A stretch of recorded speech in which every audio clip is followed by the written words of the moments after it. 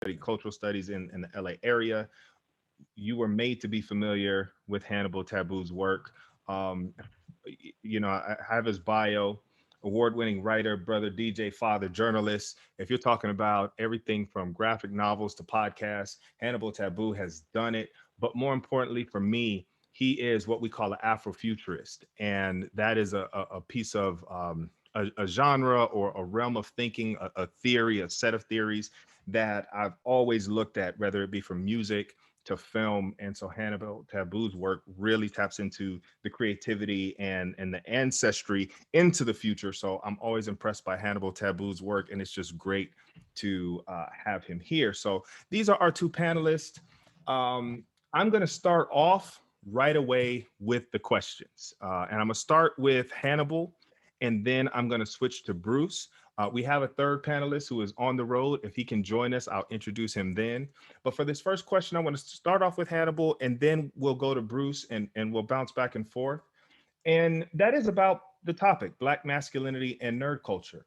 How would you describe the presence of Black masculinities in nerd culture? As a whole, I would look at it with a saying that I use a lot: better to be ignored than insulted. Because with the likes of what they did to our brother John Boyega in Star Wars, there have been a lot of challenges with how Black men have been presented on film as sidekicks, as friends, as less than, as the pimps that watch Superman flying off in the Richard Donner film and say, "Hey man, that's a cool suit, man." This is what we were given. It's not what we deserved. It's absolutely not what we asked for, but it's what we were given. We are experiencing a mild surge of better options, both from the mainstream and from ourselves, from Stacker Pentecost to T'Challa, Morpheus, Andre Layton on Snowpiercer, and to a certain degree Sam Wilson, but often there's costs to that, being peripheral to white-centered stories. As much as we love Black Panther, it was a side quest for Infinity War. It was. We have had lower budgets, diminished screen time, and by and large, this has been difficult because you see a lot of Black men in the nerd space as gatekeepers, because hurt people hurt people. We have been hurt, and therefore we try to distribute that out. That's not fair. It is unfortunate, but it is true, and it's a fairly standard thing amongst any traumatized sort of people. So with all that, the general zeitgeist, if you want to look on a global standpoint, is a little on the rough side, especially because our man Will Smith is getting old. He can't carry these movies like he used to. So, we're trying to get it together. We're trying to get it together and push it forward into the future. Wow, you hurt some feelings when you said that Black Panther was just profound, but at the same time, you cut right. It's true. It's true. It's true. Bruce, can you expand upon that, add to, or share your thoughts about Black masculinities in nerd culture? When I think about I warned Ant, and I'm gonna warn y'all. Like, this is important to me. I need y'all to understand that this is important to me, because this goes back down to actually a battle in my soul, and it's gonna sound. Hopefully, it sounds funny, but if you think about it, and if you know where I'm going, and if you know what I'm accessing right now, what I'm channeling right now, then you'll understand that I am dead serious about this, and yet at the same time, hopefully, it comes off right, because when I think about Black nerd culture, it starts with Michael Evans versus J.J. Evans in Good Times. If you don't understand that, then we don't understand where I'm talking about and where I launch off into this space, because Michael Evans was a phenomenal Black nerd. The thing is, though, is that he and his father got written out of that kind of Blackness and Black nerdness and what it is that it means to be a Black male and to be a nerd and to be masculine all at the same time, right?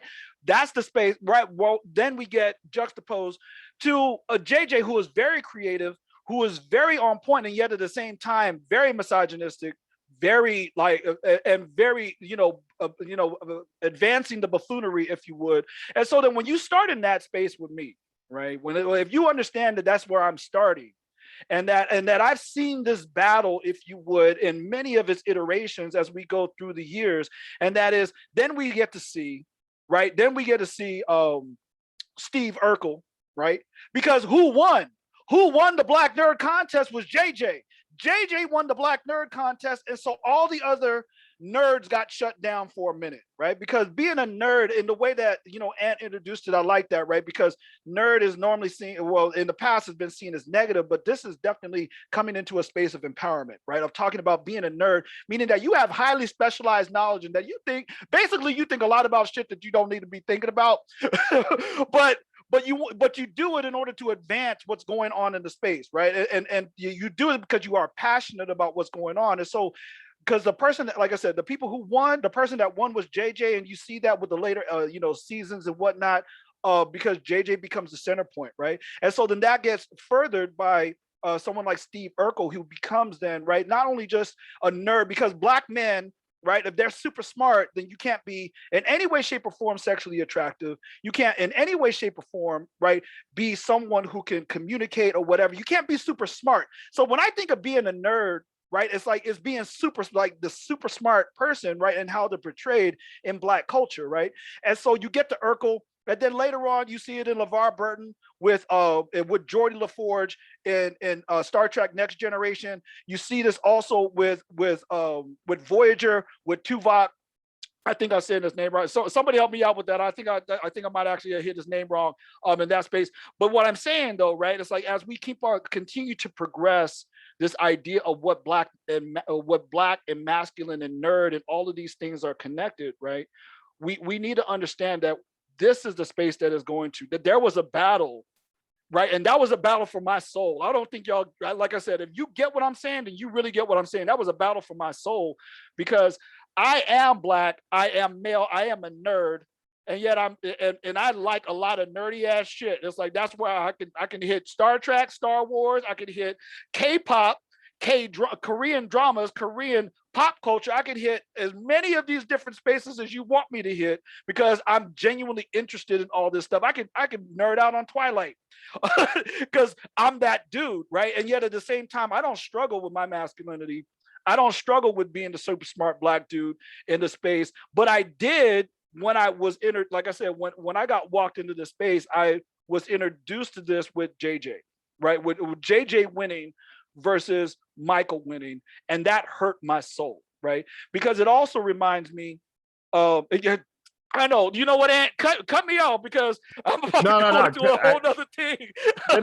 let me ask this question, because you're getting into something I'm always fascinated with, which is representation of black masculinities and representation of black culture more broadly, right? I just kind of specialize, really focused on black masculinities in certain areas, but I'm really fascinated by the representation of black nerd masculinity, or black men or black guys who are nerds, black boys who are nerds, versus real life, right? So again, I'm gonna bounce to Hannibal and then bounce back to Bruce. Can you talk about the tension or the disconnect or the similarities or whatever it was like, real life, real person, real body, real experience of being a black nerd, and even if you didn't have that language or that identity of yourself at the time, versus how you see the representation of that? And I know Bruce has been feeding, so I'm gonna go Hannibal and then Bruce to keep cooking on that. All good, all good. So for me, and this is one of the things that's been interesting watching as I have a 17-year-old son now, the difference in what's going on, walking through my life, growing up in Memphis, Tennessee in the 80s, there was an element of violence that was as much in the air as humidity there. Because, and this is before guns even hit the streets. Brothers were walking around with sticks. We were that kind of hardcore. So the idea of being in your head, the idea of being in your feelings, the idea of being outside of those streets was considered a vulnerability. So if you did have those proclivities, and many did, many did, you had to keep that in your backpack, you had to keep that under your cap, you had to keep that on the DL. Because when you walked in the streets, you had to be ready to throw hands, you had to be ready to pick up a piece of black top and hit somebody in the neck with it. You had to be able to do some damage if you needed to. And I'm not just talking about rolling against their Thaco like we used to, or like these 5th edition kids think, oh, armor class is so hard. Sit down. Anyway, but so when I look at that, how my life was. My life was this constant sense of threat from the police, from people around me, from all those things. The reason why nerd culture and this possibility of things was so powerful to me, because it was the option of agency. That I never once looked at the TV and thought Uhura was in danger on her ship from people on her ship. When I opened up the Legion of Superheroes and I saw Tyrock, whose creators hated him, so much, but I saw a brother who had made it to the 30th century, a brother who could stand toe to toe with Superboy, who used to flip planets around at the time, and who lived on an extra dimensional black island where there was no racism, where there was no threat, where there was no problem. The idea of nerd culture gave me the idea that the future is inherently a good thing, that I can walk and that I can consider and that I can move towards this. And more importantly, if I can't plant that seed and harvest it for myself, then my son will, then my nephews will, then my nieces will, then people moving forward will be able to get that. So for me, I've always looked at it in that way. It's a generational struggle. It's not just, it's not just what's going on with George Floyd. It's looking back to the Watts riots. It's looking back to Marcus Garvey, rather. It's looking back to Martin Delaney. It's looking back beyond that. It's a generational struggle. And the key element of all of it is this nerd idea, this idea that I sat and read something. I looked something up. I figured something out. And this common thread between all of us going back hundreds and hundreds of years, that we looked for a solution, we researched, and we worked towards that solution is at the core of not just my identity, not just most science fiction storytelling, but what we were working towards in this regard. So for me, my real life, I remember sitting on my porch in Memphis and looking out. There was a Methodist church across the street from my house, and I lived on the corner of Neely Road and Jeannie Drive in Memphis. And I remember looking around, and I was like, this can't be it. This is not good enough. If this is reality, all of this has to go. And then I read Douglas Adams, where the cricket people said exactly the same thing. I was like, oh, snap. Wait a minute. This is a thing. This is a thing. I don't have to accept this. I personally don't have to accept this. You personally don't have to accept this. And that was better than anything else, because that meant I wasn't going to be stuck in Memphis like many of the people I went to school with. See, you're converting me once again. I was ready to dive all into Afro pessimism, and I was ready to we're living in an eternal state of Black death and yada yada yada. But once again, Hannibal Tabu rescues me and brings me into that positivity of, we're not fighting for our mere survival and existence to stay in death. We're fighting for a hope. And I tell you, y'all dropping references and I'm pretending like I know what y'all talk about. I told you I don't know what half of y'all are talking about right now. For a full transcript, you're gonna have to write Oprah. She'll take care of y'all. Yeah, that's it. But I will say for me, it was the Erykah Badu. Y'all see, I got the music. I'm a music guy. Yeah, Erykah Badu's Next Lifetime video really did a lot of that work for me, which was imagining, right, what the future is going to look like. And if you've never seen that video, the way that they are finding love and negotiate these relationships, thousands of years ago, looks almost the exact same 1,000 or so years from now, but it took us through the 60s and shows, right, that love in the next lifetime.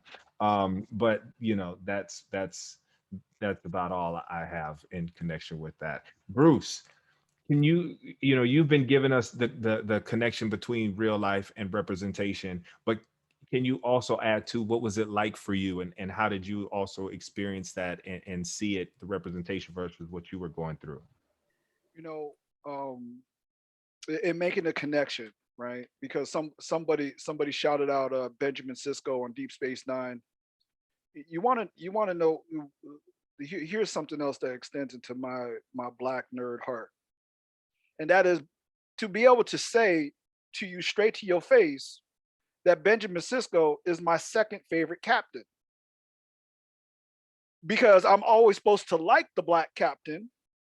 I'm not saying that that's what the person in the chat said to me. What I'm saying is that me being Black is like, oh, I gotta like everyone that's Black. Everyone that's Black got to be ranked first, and it's like, see, this sits at the this sits at the crossroads of my soul, right? It's like, look, my first captain, and who will always be my first captain, is Jean-Luc Picard. I'm just gonna let y'all know that that's my dude. That is my man. 100 grand. I'm just gonna let y'all know. Benjamin Sisko is my second, right? That for real, and for a lot of different reasons, and and to just and so when I tell you that, right, being a black nerd is for me in my life.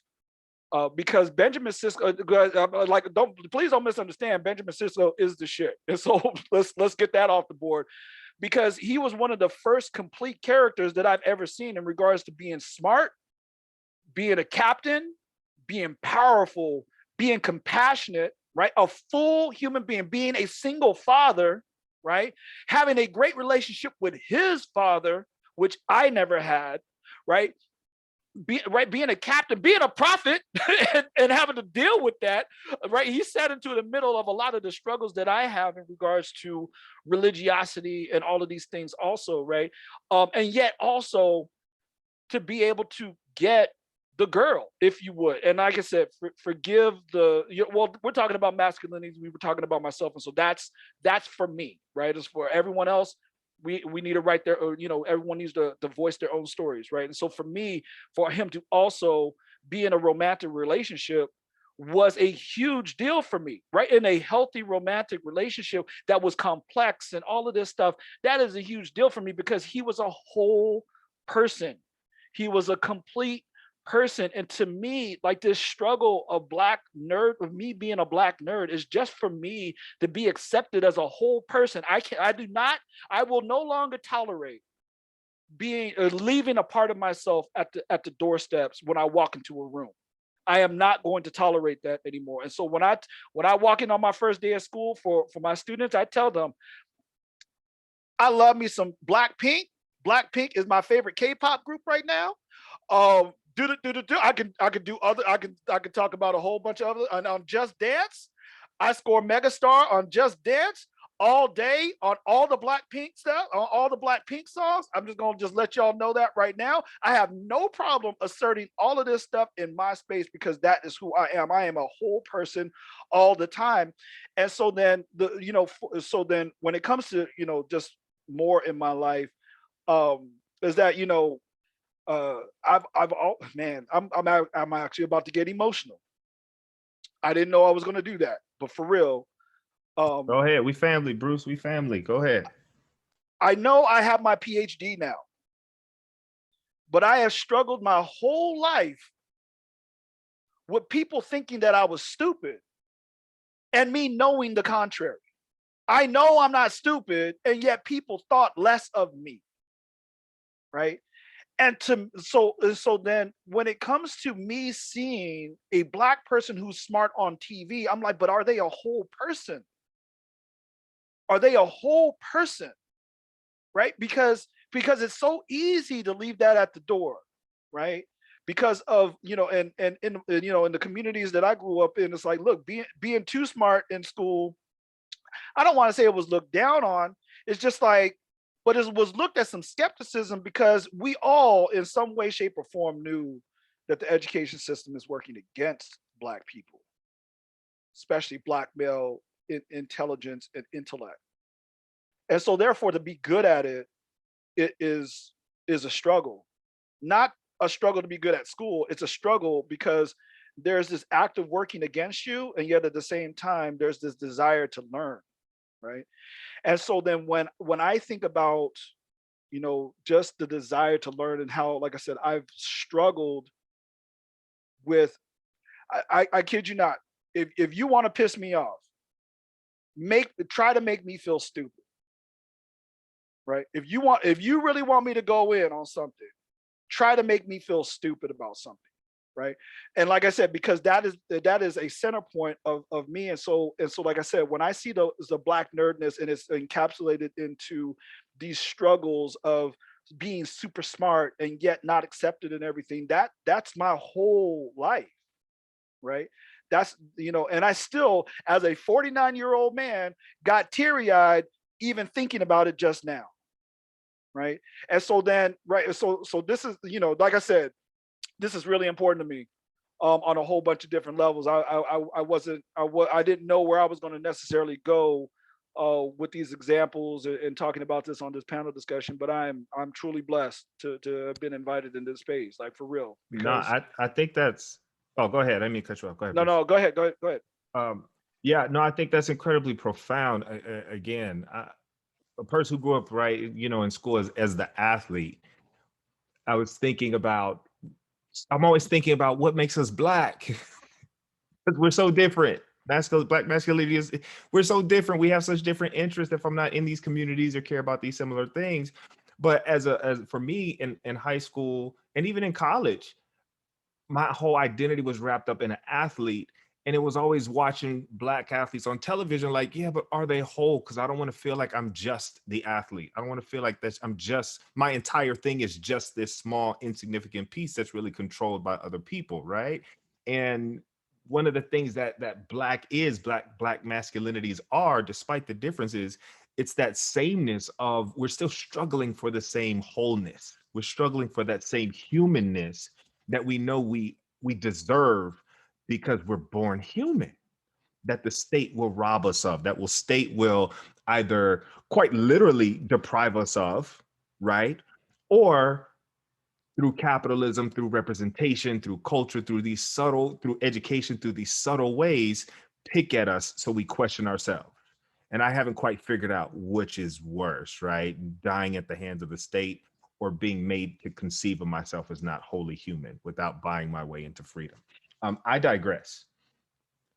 Let's go to the second kind of topic, which I want to be attentive to the theme of the panel, which is monsters and aliens in horror.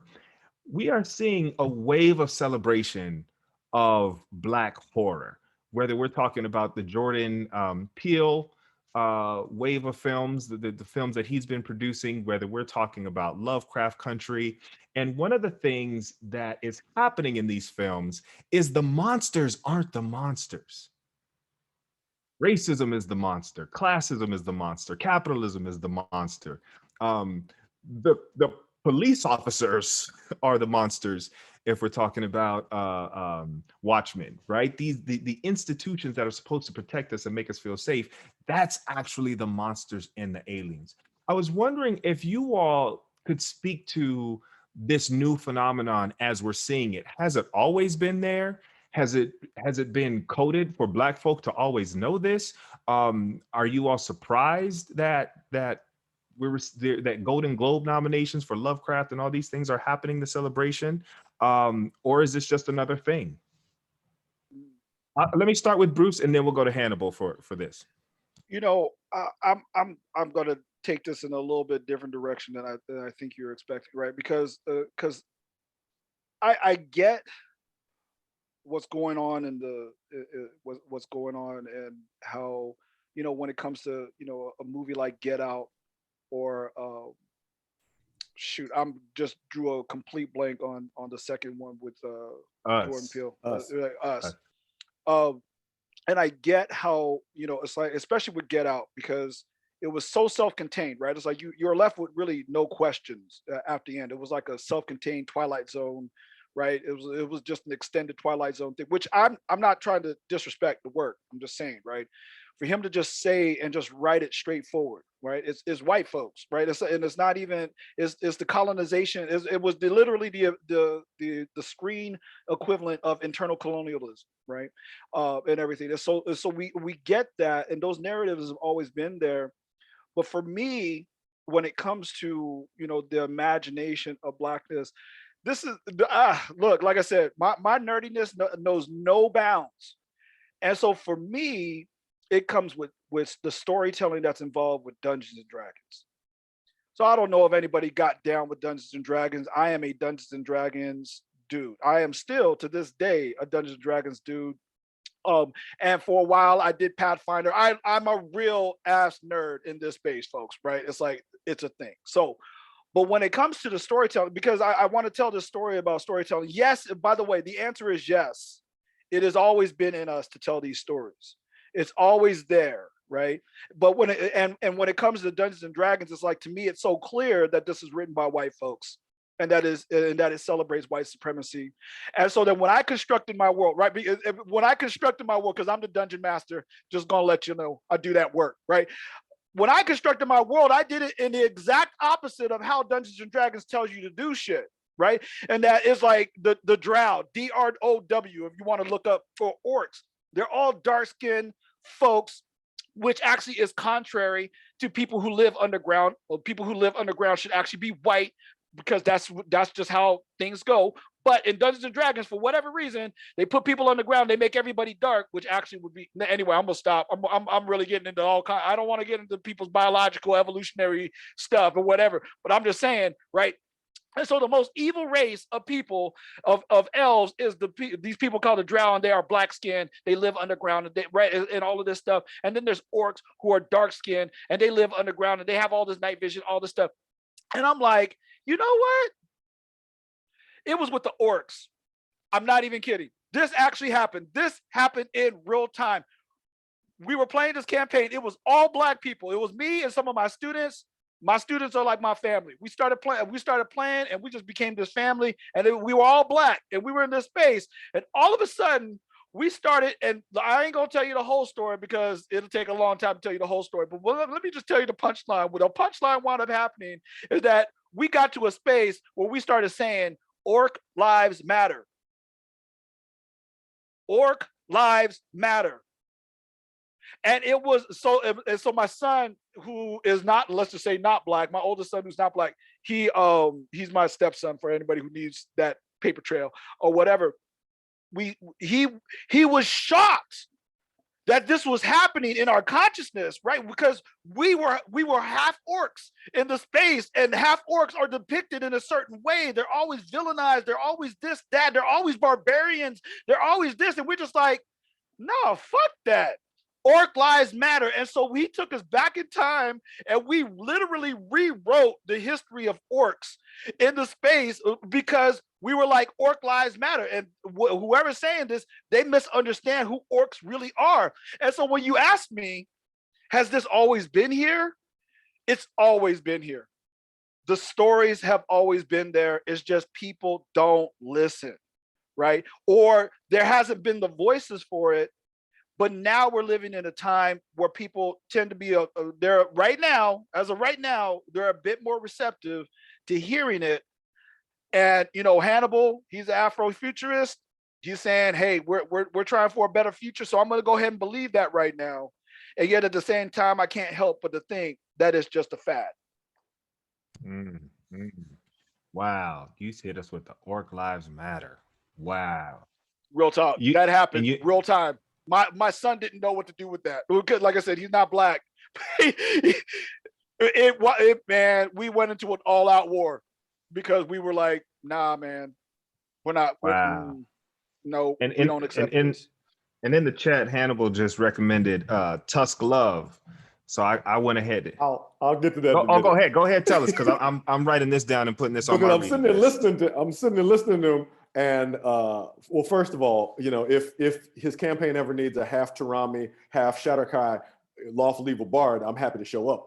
But one of the most popular things about Dungeons and Dragons, and I'm very glad he brought that up. One of the most popular things about Dungeons and Dragons right now is a show called Critical Role. It's a bunch of voice actors who play Dungeons and Dragons on Thursday nights and then stream it and then live. Which sounds like it shouldn't be a thing, but they've kickstarted their own animated series to a tune of $12 million.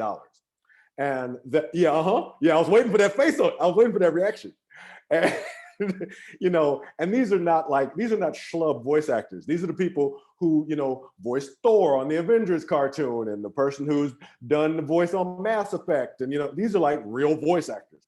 And this sense of the changing, you can see it in the Tolkien film that Peter Jackson did, where the dark-skinned orcs raise up in the mud and they're all nasty and whatever. We get the colonization in the mind that people are doing in this regard.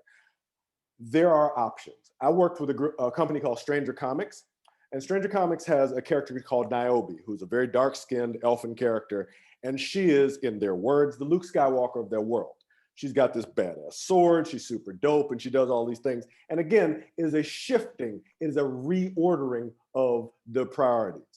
Wizards of the Coast recognized this in their Dungeons and Dragons things. I'm gonna get back on topic in a minute, with something called Forgotten Realms. So now if you're a Dungeons and Dragons player, you're like, well, what if I'm a tall Black person? Oh, we got 4 different types. You could be Tarami, you could be, this. It was like, oh snap, these are actual Black character types that I could be that are not unlike me. And sometimes you even see them on the cover of the books. And yes, there's pushback from angry white people, and screw them. Because, and here's where I'm gonna start to get into this, there was a recent article that's been making the rounds of an empirical study that was done that shows Hollywood as an industry loses $10 billion a year for not focusing on diversity, for not having diverse cast, for not having diverse creators, for not having diverse executives. $10 billion every single calendar year thrown out the window, left on the street, ignored because they're not doing it. And some would think, oh, well, that's going to change things. It's not.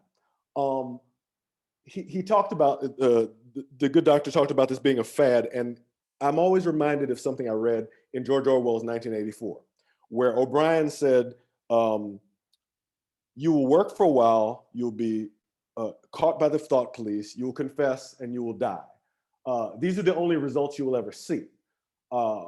We take part in the future as handfuls of dust and splinters of bone. In the face of the thought police, it is the only way. I read that when I was probably 10 or 11, and it gave me the idea that I wasn't going to see the future that I want. I wasn't going to see their banners fall, that castle fall. I wasn't going to see it. That didn't mean I shouldn't keep attacking it. There's a Doctor Who episode where I think it's the 12th Doctor, he kept getting reincarnated, killed and reincarnated, going through this thing. And every time he would go and he would punch this unbreakable wall, punch this unbreakable wall. And after he'd been doing it for, I don't know, several million incarnations, he finally broke through the wall. That's our life. That's who we are. And I accepted that when I was in 5th grade, So I'm not saying it's the best possibility, but it's mine. So yeah, I mean, the Golden Globes have shown themselves to be shady with the way that they do things, a lot of things. The Hollywood Foreign Press Association has no Black members. It's notoriously well known to be shady for who it invites, who it honors, yada, yada. Oscar is even worse. The Emmys are even worse. The Grammys are just as bad, so on and so forth. So I don't pay attention to that. What I pay attention to is the way that it shifts in the zeitgeist. So there's an art piece by this brother named Nicholas Smith. He was an Imagineer at Disney, and he does big murals. He did the Guardians of the Galaxy area, and he's a brother, right? So when Chadwick Boseman died, they asked him to do a tribute piece, and he did a piece that he had seen at a premiere or seen somewhere, where Chadwick finds this little boy, like a little Black boy, and the little Black boy is wearing a T'Challa mask. And they do the Wakanda Forever salute to each other. The difference in seeing that, yeah, I'm getting a little worked up too. The difference in seeing that, the difference in the power of that is that the Rascast line says, the diameter of your knowledge is the circumference of your activity.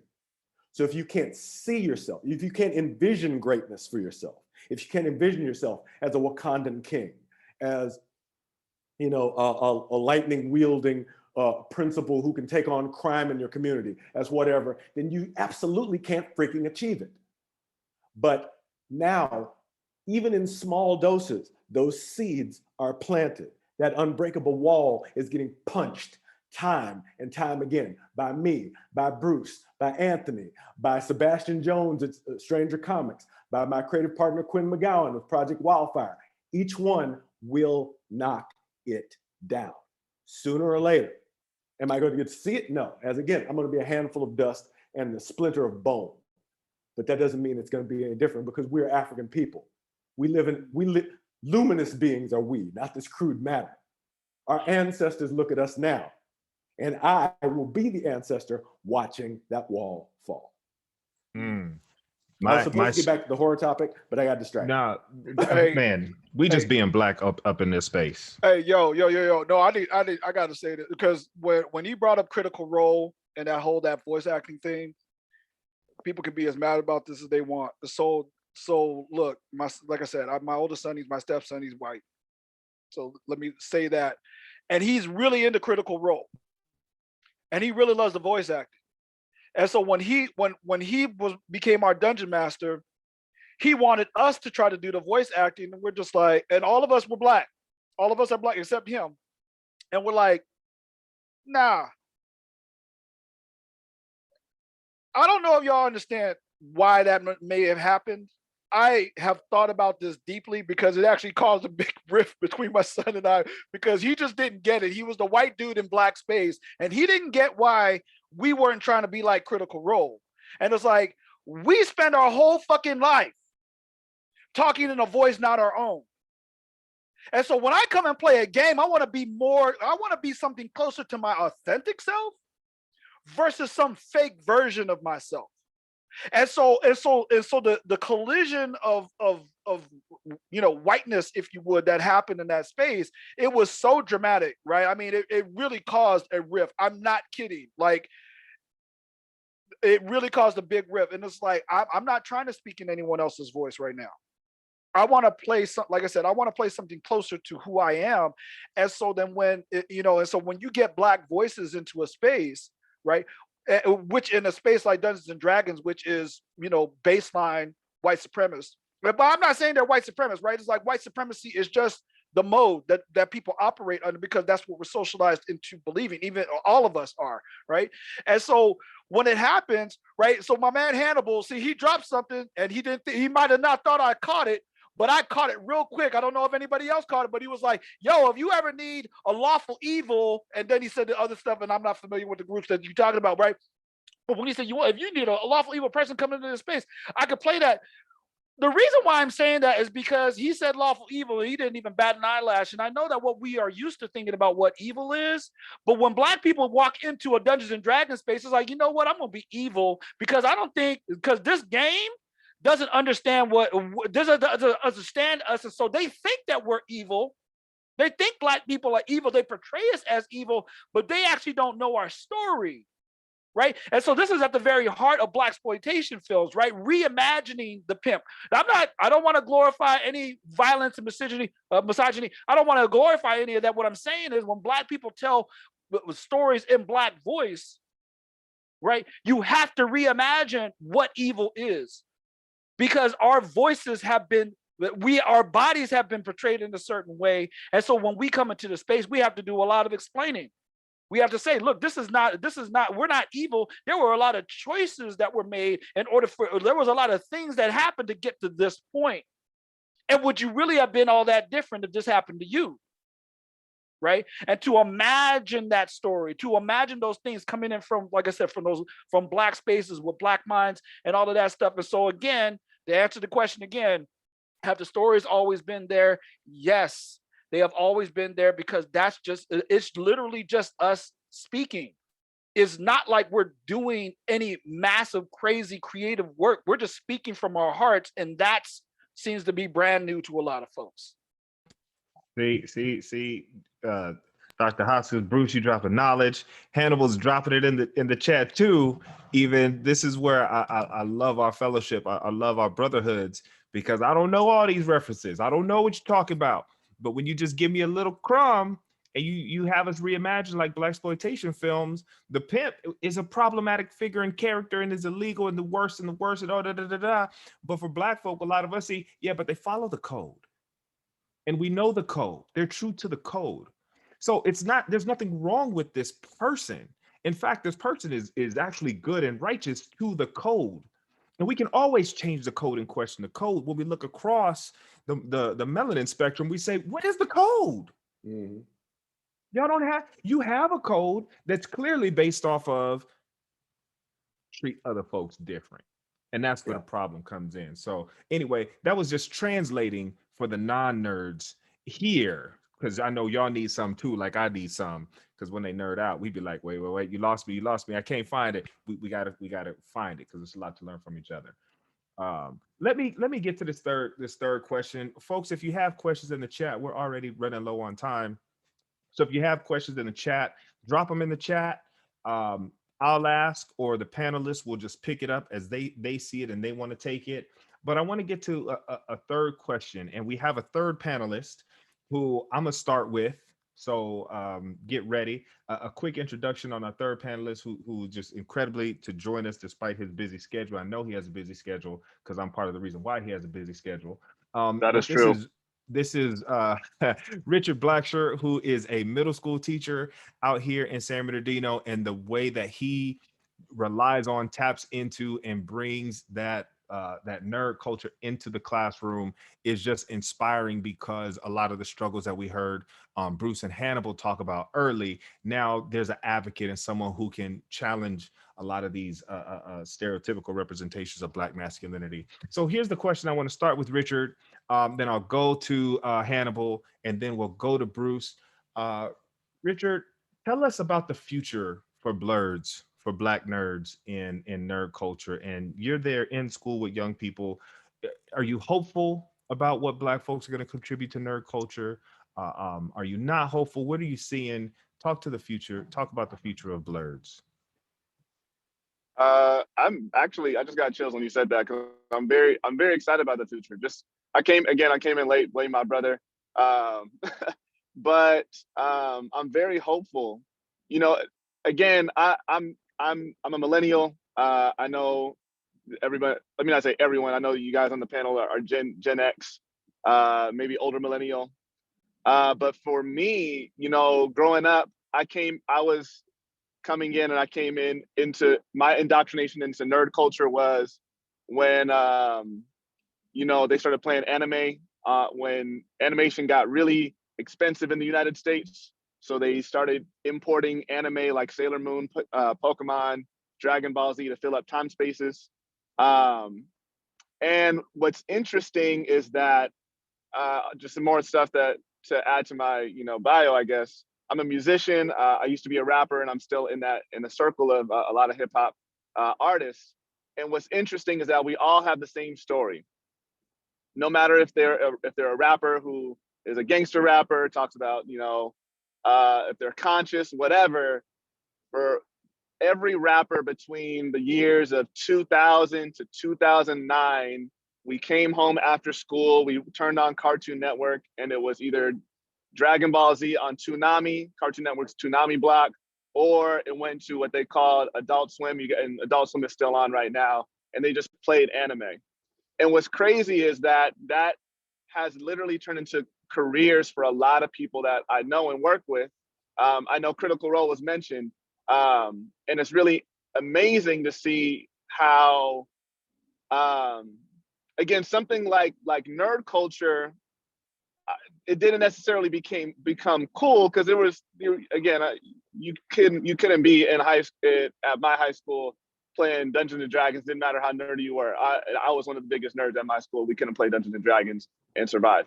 But what we could do, we could talk about a Goku. We could talk about how a Piccolo, because that's something that we can relate to, and we say, I understand what Goku feels like with just wanting to be the best at whatever you are, but somebody always tries to come in and try to punk you or put you down. So what's interesting, and I'm laying all that out to say, when I see my middle school students, they have the privilege right now of watching nerds, and watching people who look like them talk about the things that they love, to talk about Dungeons and Dragons, to talk about a Dragon Ball Z. I remember I took my little brother to Anime Expo, not last year, but 2019, before the last Anime Expo that was in person. And a little Black kid, he was in 7th grade at the time, and the thing that he saw was like, I never knew. And he's with me. He's with one of my friends who's like, played another Black male who played Division I basketball. And he's just looking at all the people that look like him, enjoying anime, talking about it, talking about their favorite fights. So, again, when I see that for my middle school students, I see that not only just for the self in who they are in terms of seeing their own representation of other Black characters on an anime that just aren't in the background, but are equally as powerful as they want to be, or equally as powerful as the main characters. But I've seen that in one of my students who was one of the very first trans students that I've had. and that even my middle school has. She was able to see herself through a character in an anime show, and that gave and I want to and I say her to now say that that gave her the power to want to change and start identifying and demand that we identify him as he, and that is because of the power of nerd culture. That is the power of seeing yourself. Um, it literally it it literally makes you have faith in your identity just by looking at what we call, even if it's a fictional character. So I'm very, very hopeful about, blurred culture and where it's going and where it's taking the Black youth. Let me do this real quick just to be a solid moderator. I still want to get Hannibal and Bruce's thoughts about the future, but I want to make a quick announcement for Wolverine Con. Adam Pave, who's joining us, Dr. Pave is joining us, has his panel coming up next. So in honor to be respectful of Dr. Pave's panel, I want to ask Bruce and Hannibal if you could try and go 1 minute, and that will all get us to Dr. Pave's panel on time. No, we got 5 minutes, so when I ask y'all for 1 minute, I know we can do it in 5. All right. All right, let's go Hannibal and then Bruce. Real quickly, I'm going to go. I believe, like on my chest, the future is independent. That the structures that once were so great, Hollywood, Diamond Comics distributors, their banners will fall, as I said in the comments. Diamond lost Marvel, they've lost DC. The direct market that kept out a lot of Black creators, that kept out a lot of Black retailers is changing. The entertainment industry that made it hard for us to find studios to create is changing, not by will, not by giving us anything, but by us working and taking it for ourselves. As I said, Stranger Comics is doing an HBO Max series with a supposed Game of Thrones style budget. Anthony Piper's Trill League showed there's demand for stuff that looks like us. You're gonna see Project Wildfire in comic book stores this fall. There's so much happening that is different from MV Media with anthologies, correcting scores of talented Black writers. I was in the Cyberpunk anthology recently. All these things are, again, punching at that unbreakable wall. The difference is that it used to be there were 30 channels on my cable slider when I was growing up, and that's what you had. Now you have to look harder. There's so much more content. There's so much more noise. If you want quality Black content, if you want to have it for yourself and for your kids, you have to hunt for it, because they've even shown the data. The algorithms will guide you away from what you want towards what they want to sell you. You got to fight for what you want. You got to fight to decolonize your own algorithm, your own mind, your own content, and your own nerd experience, because literally no one will do it for you. Thank you for having me here. Wow. Fight for your content. Fight against these colonized algorithms. Yes, yes, yes. Bruce, take it away. Absolutely. And I'm the place that I'm the most hopeful for is that the technology will allow us now that technology is down to a ground level to where even a 49-year-old dude can learn how to do a podcast and do a podcast with my wife about Korean dramas. TalkKdramas.com with Bruce and Alice. I'm saying that's a real ass thing, and I'm saying why I'm saying this is to say, if you have the passion, right, to keep on going, because we're not trying to make any money. We just want our voices out there because we just want more friends, if you would, that listen to K dramas. And if you keep on going, you can be found, right? That's one of the most beautiful things about what's going on in the world right now.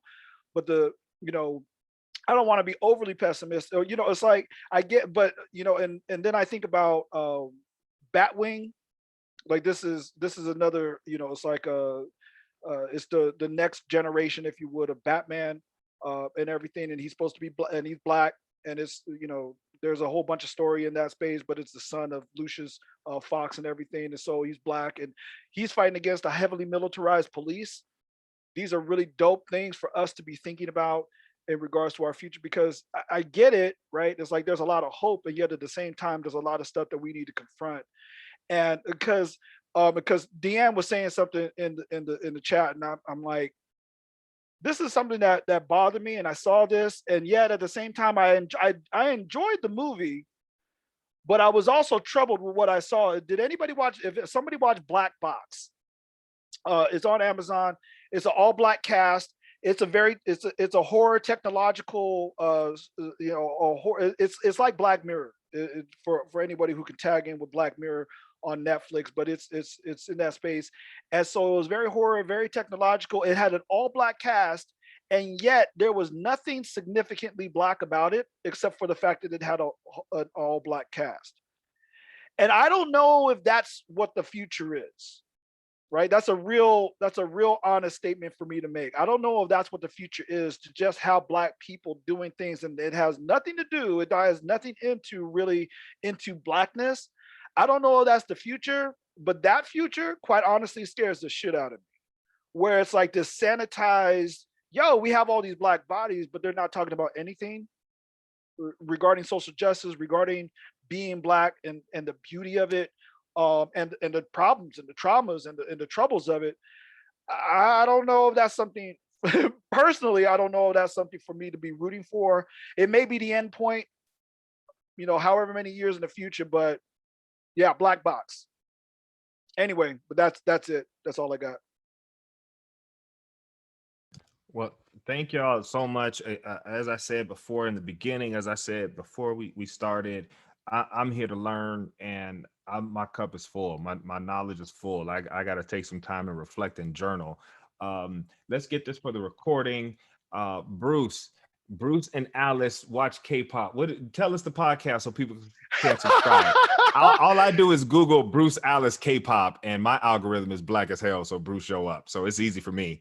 What is the name of the podcast exactly so people can find it? Talk K Dramas. It's called Talk K Dramas with Bruce and Alice. Talk K Dramas with Bruce and Alice on the podcast. Hannibal Tabu, HANNIBALTABU.com. And that will take you to all of Hannibal's various projects. Follow him on Twitter, IG, Tumblr, Facebook. Hannibal constantly brings it in all aspects. Hannibal's got a couple of podcasts, right? I'm on an iHeartRadio podcast every week, Nerdorama with Mo and Tawala. And I can't remember this. I know I'm going to get yelled at, but I know there's something else I'm doing that I probably should be recording now and have already forgotten about.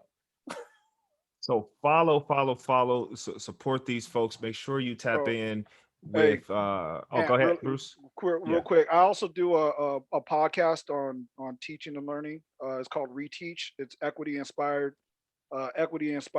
community college teaching. So I'm being dead serious, folks. When I said that, it's like when the technology has come down to where this dude, because about 10 years ago, Ant and I was working together, and he knows that I was afraid of technology. Ben told y'all to get these podcasts. Ben told y'all to do these podcasts a decade ago.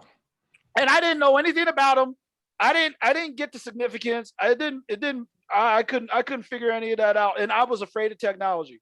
And now I'm at a space where I got 3 podcasts now. One is with Ant, one's with my wife, and one is I focus on teaching and learning, equity inspired teaching and learning. Reteach is you have to put the parentheses in there. Reteach. Yeah, there you go. Type those in there. I'll try and type them in there as we sign off again. This is 2021 Wolverine Con. Again, thank you, Bruce. Thank you, Hannibal. Thank you, Richard. Richard, you didn't plug any of your stuff. If you want to type it in, you can find Richard Blacksher. Google that on R&B, Spotify. He's got a couple hot projects. Definitely want to shout that out. Thank you all. Again, the next panel is hosted by Dr. Pave. You want to drop the title for folks to shoot on over? I think you might have taken it. I just wanted to quickly plug, especially for our faculty here at Valley that are here. The Institute of Media Arts just set up a podcast network. So we've got an RSS feed that is covered through our funding that goes to every platform you can imagine. And so that is here for you to give you an opportunity to record your stuff with our students as your producers, and then you can just put it out there, already out there in the world. So I'm just throwing that out there. If you want to get a podcast going as a faculty member, please hit us up, and we can help you out with that. I plan to get Anthony on mine soon to kind of carry to get him going. So Hey. we're excited about that. So yeah, go check out Adam's thing coming up. Again, I appreciate everybody on this. I think this is great. And as Davina said to me, there probably wasn't enough time on this, but just like any good movie, you need to end it when they just get enough, right? And that's where we're at today. So thanks again. Check out Adam's coming up shortly. Take care, all. Happy to do it. Y'all be safe. Take care. Bye-bye.